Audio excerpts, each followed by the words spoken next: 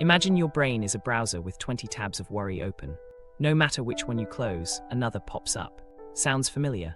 Neuroscientists now confirm that patterns like this physically carve pathways in your brain, and with consistent practice, you can start building new ones faster than you might expect. In the next couple of minutes, you'll learn Maris Pier's 3 steps: catch the thought, reframe it from your adult perspective, and install the new thought daily, plus a 2-minute AAA reset and key troubleshooting tips. It starts with recognizing the hidden cost of letting those mental tabs keep running. The hidden cost of background worry. You're halfway through reading a text from a friend when your attention flickers. A reminder about an unpaid bill surfaces, followed almost instantly by the memory of something awkward you said in last week's meeting. You replay it with perfect clarity, tone, timing, and even the way you shifted uneasily in your chair. Your phone is still in your hand, but mentally you're elsewhere, hopping between half-finished threads. None are resolved, yet all are quietly active, skimming off your focus and energy. This constant low-level mental noise has become the norm for many. The World Health Organization reported a 25% increase in the global prevalence of anxiety and depression during the first year of the pandemic, and a 2024 American Psychological Association poll found that 43% of US adults feel more anxious than they did a year earlier. That's not just clinical cases. Millions sit in the gray zone of subclinical persistent tension. It's not the intensity of a crisis that wears you down, but the unbroken continuity of it, like a tap left dripping. The brain, for its part, doesn't distinguish much between helpful and unhelpful patterns when it comes to learning. Neuroplasticity, your brain's capacity to adapt, means that whatever gets repeated gets reinforced. This is a gift when we're building useful skills, but it's the same mechanism that can make chronic worry, self-criticism, or constant problem scanning feel automatic.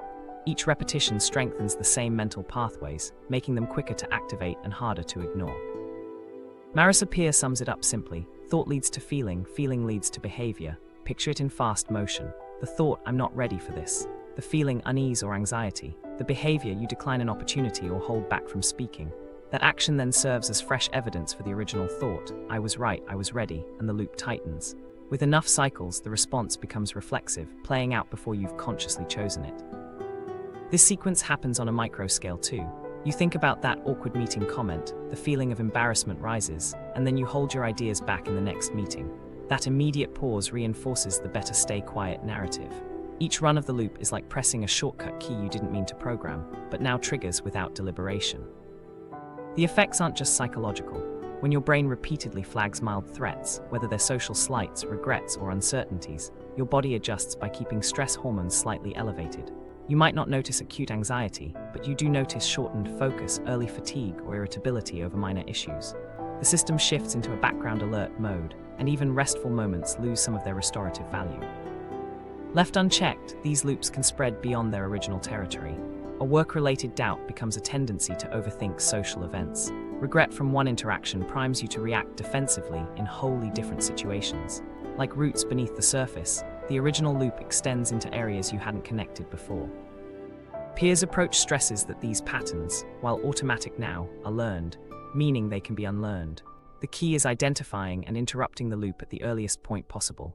Interventions made only after strong feelings have kicked in are far harder to sustain. Think back to the mental browser full of tabs. Closing each one without disabling the auto-reopen setting is an endless task. To truly reduce the clutter, you have to find the source tab that launches the rest. In thought terms, that's the moment your first unhelpful idea sparks. Stop that and the chain reaction doesn't get powered up. Reduce its frequency, and over time the neural route becomes less and less dominant. The shift isn't just conceptual. Neuroimaging research shows that changing long-held thought habits produces measurable differences in neural connectivity. You're not instantly paving a 6-lane alternative highway, but each time you choose the new route, you're smoothing it a little more. At first it feels awkward, like cutting through rough ground instead of cruising on a familiar road, but repetition gradually makes the preferred path the easier one. Our environments, however, are built to feed these loops rather than break them. Work messages show up at all hours, news pushes constant agitation, and social media prompts never-ending comparison. Even downtime is peppered with scrolling through fresh inputs for your brain to ruminate over. Without limits, you're keeping the tab creator running non-stop. Breaking the loop doesn't demand clearing your schedule or eliminating every source of stress. It hinges on targeting the opening thought before it drives feeling and behavior down the old track. Once you practice spotting that trigger, the act of interrupting it gets easier. Pier frames this as editing your inner script. You become aware of the lines as they appear, then choose a different continuation. With repetition, the alternative line takes over as the default. So background worry is not just an unavoidable haze. It's the byproduct of predictable mental processes that follow the rules of learning and can be rewritten with consistent practice. Recognizing the moment where the cycle starts gives you a tangible point of influence, and once you notice that point, you're in a position to change where the story goes next. Of course, knowing when and where to intercept the loop is one thing. Choosing what to replace it with is another, especially if your instinct is to force a sudden switch to something upbeat. That's where many well-meaning efforts run into trouble. Why positive thinking alone fails? Many people try to solve unhelpful thinking by deciding they'll only think positive from now on. The intention is good, but when you tell yourself, everything is fine, everything is great, and your mind responds with, no it's not, and here's the evidence, it can feel like you've just started an argument with yourself. The more you insist, the more your mind digs in. This is the flaw in the positive vibes only idea. Bare affirmations often fail because the brain doesn't simply accept new statements on demand. It measures them against the evidence it already has stored. If the new claim contradicts too much of your lived experience, your mind tends to reject it. Imagine declaring, I love my body, right after you've spent the week avoiding mirrors. The words and the mental record don't match. That conflict, known as cognitive dissonance, creates tension. Instead of soothing you, the dissonance can make the original negative thought feel even more credible. Neurologically, every thought sparks a network of neurons to fire. The more often a thought recurs, the more efficient that particular pathway becomes. But these aren't just mechanical activations, they're tagged with emotional weight and connected to related memories. A belief like I'm not good enough at this is rarely just a sentence in your mind. It's tied to dozens of instances your brain believes confirm it, and it's reinforced by the emotional tone that came with them. When you try to overlay a completely opposite idea onto that structure without new supporting experiences, you're not wiping the old memory, you're competing with it. The new thought may register briefly, but the existing emotional imprint is stronger and overrides it. It's like trying to tune into a weaker radio station while a dominant local signal keeps cutting in. This is why unsupported affirmations can feel empty and worse, leave you even more convinced of the old belief's truth. Much self-help advice leans on the just replace negative with positive formula, but it skips over the distance between the two. If your mind has years of reasons to believe point A, it won't leap to point C in one move. What's missing is a process to change not just the words in your head, but the foundation of experiences and associations that give those words weight. Take someone who has long thought, I'm terrible with money. They may be told to start telling themselves, I am wealthy and abundant. But if their current bank balance says otherwise, their brain will discard the idea immediately. The old belief is supported by missed due dates, borrowing, tense money conversations. The new belief has no history. Without a bridge between them, it's just noise. That's where bridge thoughts come in, small, believable steps toward a larger belief.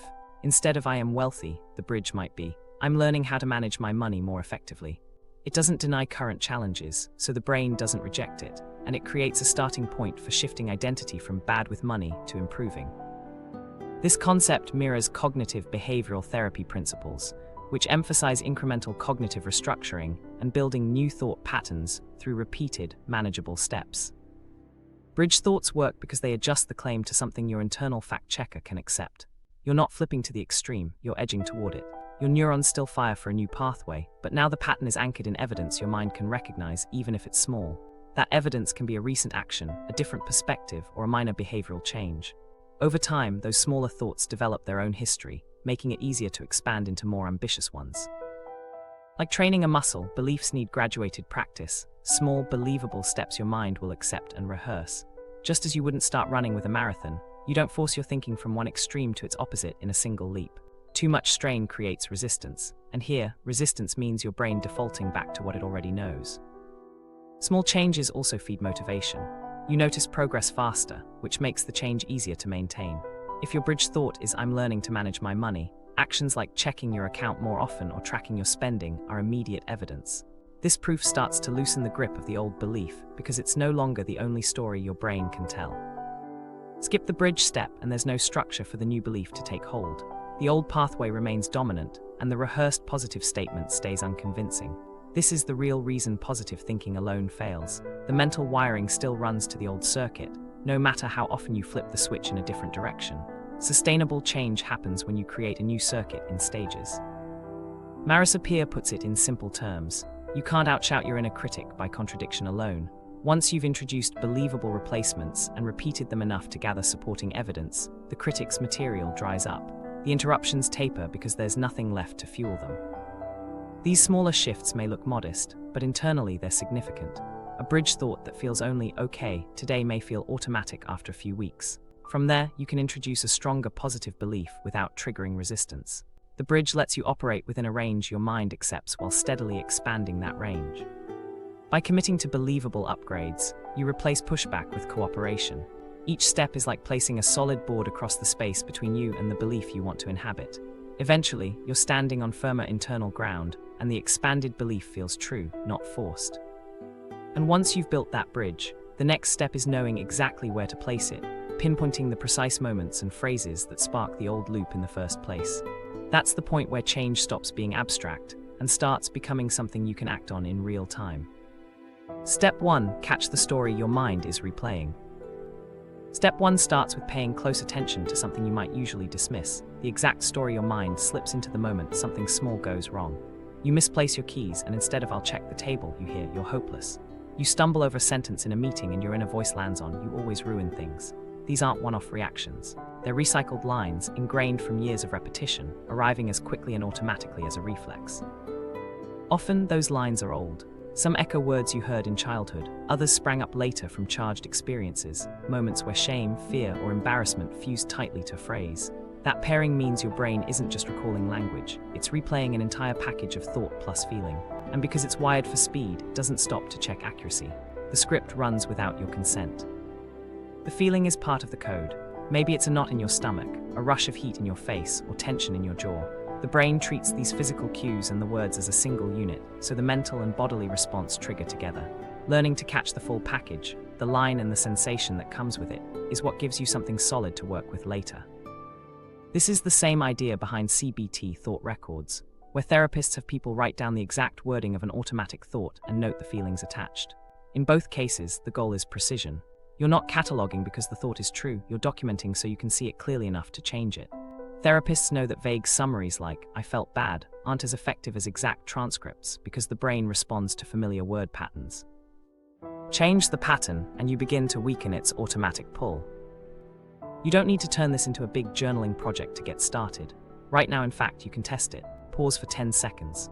Think of the last time your mood dipped suddenly today. Maybe someone didn't reply to your message or you made a small mistake at work. Mentally replay that moment and listen for the first exact phrase your mind used. That's the script. If you can, type it into the Notes app on your phone, word for word, without softening it. That's your first entry. Keeping it practical makes it stick. A small note on your phone or a scrap of paper works fine. Every time you catch that inner voice delivering its usual line, record it exactly. Obviously, no one wants you there stays as is, not "I felt excluded." You'll be tempted to make it sound neutral. Don't. The raw version is the one your brain recognizes and obeys, which is why it's the one you'll reframe later. As you log these, patterns will show. You might find the same 2 or 3 phrases cropping up everywhere, before job interviews, during family conversations, while trying something new. The brain prefers efficiency, so once it has a self-criticism that works in one setting, it reuses it in others. These high-frequency scripts are exactly where you'll get the most return from making changes. Don't be surprised if this feels awkward. Many people are startled by how often these phrases run in the background. That discomfort is useful. It signals that you're shifting from autopilot to awareness. Noticing turns the thought from an unquestioned fact into something you can observe. Once you can observe it, you've already created space between you and it.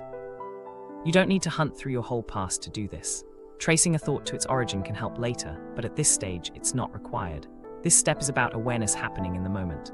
Whether you catch the thought in real time or only realize afterward that it was there 3 times this morning, you're building the same skill.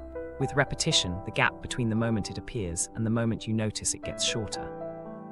Eventually, you'll see it as it starts, which is when you can interrupt it cleanly. You may also see side patterns emerge, a particular person, environment, or time of day that seems to spark certain lines more often. Make a note if you want, but keep your main focus on the words themselves and the sensations that accompany them. Those are the triggers you'll learn to reframe. The reason for zeroing in on phrasing can't be overstated. Automatic thoughts live in neural pathways tuned to specific combinations of words plus their emotional charge. When you later practice inserting a new line, you'll be competing for that same mental real estate. If you've got the wrong address, a vague paraphrase, your replacement won't stick. Some days you'll gather more than others. That's fine. The aim is steady collection rather than volume. On a slow day, you might record only 1 phrase. On a busy or stressful day, you might fill half a screen of notes. Every entry adds another piece to the mapping, and that map is what you'll use in the next steps. Think of it like assembling the script of a play you didn't know you'd been performing. At first, you might only recall a single scene. Over time, you uncover whole acts. Once you have the script in front of you, it's much easier to change the dialogue. And when the lines start to change, the scenes that follow change too. The key takeaway for now: don't rush to replace or argue with the thought. Your first job is to catch it as it is, exact words, accompanying feeling, and get it out of your head and into a record you can come back to. That's the foundation every later change will rest on. When you've gathered enough of these, the temptation will be to start editing them immediately. That's good instinct, but before making changes, there's something just as critical to understand: what sparks these lines in the first place. Without that, all you're doing is swapping out dialogue, while the same cues keep pulling the old script back on stage. Mistake to avoid: treating symptoms, ignoring triggers. It's a bit like hearing a smoke alarm going off, finding the noise unbearable and removing the battery, while the real fire is still burning in the kitchen. The sound stops, so it feels like something has been solved, but the actual danger is still growing. When it comes to changing behaviors, many people make this same mistake without even realizing it. They put all their energy into silencing the alarm instead of addressing what set it off in the first place. Take procrastination. It's tempting to think the problem is, I waste too much time scrolling, or I keep putting off that project. So you set timers, block apps, color code your schedule. For a short burst, you're back in control. Then one strong wave of avoidance hits and all the systems crumble. That crash isn't about a lack of discipline. More often, it's because the behavior was never the core issue. It was a tactic your brain was using to dodge something it didn't want to feel. In recent years, data from mental health programs shows a familiar pattern. Behavior-only approaches have high relapse rates, often within 3 to 6 months. Researchers note that when the emotional or situational trigger is still in place, the brain eventually falls back to the fastest relief it knows. If 2 hours of TikTok has in the past soothed the stress of starting a daunting task, your brain logs that as a workable solution. Remove TikTok and it will improvise, cleaning cupboards, checking email, reorganizing files until the same tension drops. The surface activity changes, but the avoidance loop beneath runs as before. You see the same mechanism in habits linked to food. Someone cuts out sugar because they want to stop overeating. At first the pantry is clean, the cravings seem to fade. Then a stressful week, an argument, or a cascade of small frustrations arrives. With no sugar around, the brain swaps in whatever's available: crisps, bread, high-calorie takeaway. The specific food changes, but the job it's meant to do remains: bring comfort, offer distraction, or take the edge off a high-stress response. Your brain wasn't chasing sugar, it was chasing the state sugar helped create. Remove the favorite tool but leave the need unmet, and it will find another tool. Maris Pier's point is blunt: you have to treat the purpose, not just the habit. A habit is often only the visible tip of something larger. Without addressing the driver beneath it, you can keep chipping away at the surface for years without loosening its grip. Clinicians call this identifying the behavior's asterisk function, what it actually gives you in the moment. That function might be avoiding rejection, blunting fear, mending boredom, or muting the drop that comes after excitement. Until you target that function directly, the brain will keep producing behaviors that serve it. Imagine someone who rarely speaks in meetings. They tell themselves they're quiet or they don't have much to contribute. The visible behavior is silence. If they try to fix it by making themselves speak up once per meeting, they might manage for a time. But if the underlying trigger, fear of public humiliation, never gets worked on, every meeting still carries the same unease. One awkward stumble and the brain declares, this is exactly why speaking is a bad idea, sending them straight back to silence. Without addressing the fear itself, the change stays fragile. Often triggers are less obvious than major events. They can be small, repeated moments that trained your brain years ago. A teacher joking about your wrong answer. A parent's sharp critique in front of others. These can leave behind beliefs like, it's safer not to stand out, or if I make mistakes, I'll lose connection. Decades later, those beliefs still steer behavior, disguised as simple preference or habit. Avoidance doesn't come from laziness.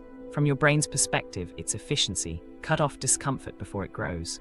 If procrastination, overeating, overpreparing, or withdrawing has worked before, it counts as a tool worth keeping. Just stop makes no sense to the system if no viable replacement is available. The shift comes from changing the question. Instead of, how do I make myself stop this? Try, what is this doing for me right now?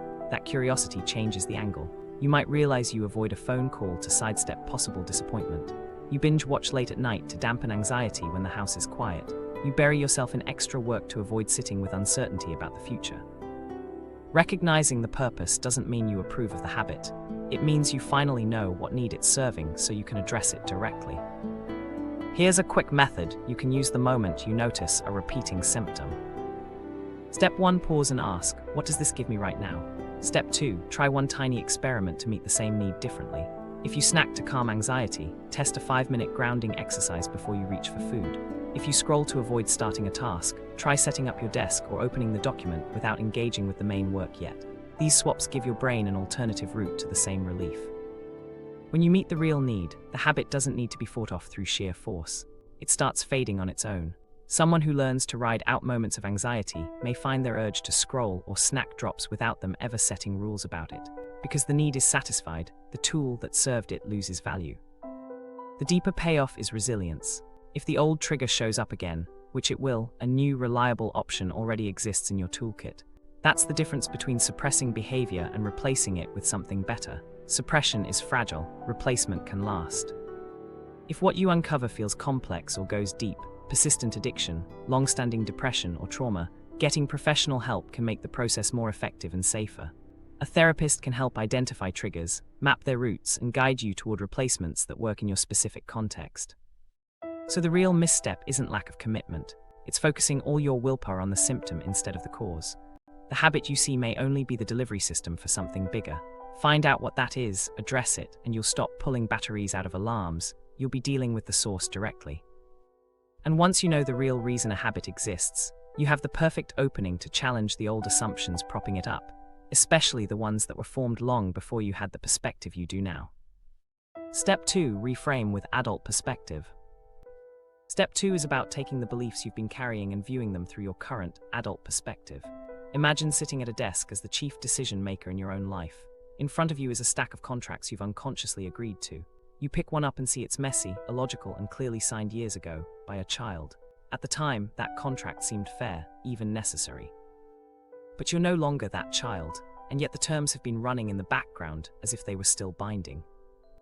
When you're young, you make sense of the world with limited experience. A single moment can lock into place as a defining rule. If a parent or teacher reacted sharply to you, you might have decided, when people are upset, it must be my fault. There was no wider context available then, no insight into the other person's state, no ability to weigh multiple explanations. The conclusion might have been reasonable to a 7-year-old, but it's not one your adult self would sign today. Those conclusions don't simply vanish with age. Without active review, they tend to keep the same emotional pull they had the day they formed. The brain stores them together with the feelings that went with them, and when they resurface, they can trigger a reaction that feels just as immediate as it did years ago. That's why an old embarrassment can still make you flush, or a passing criticism can feel like a direct threat.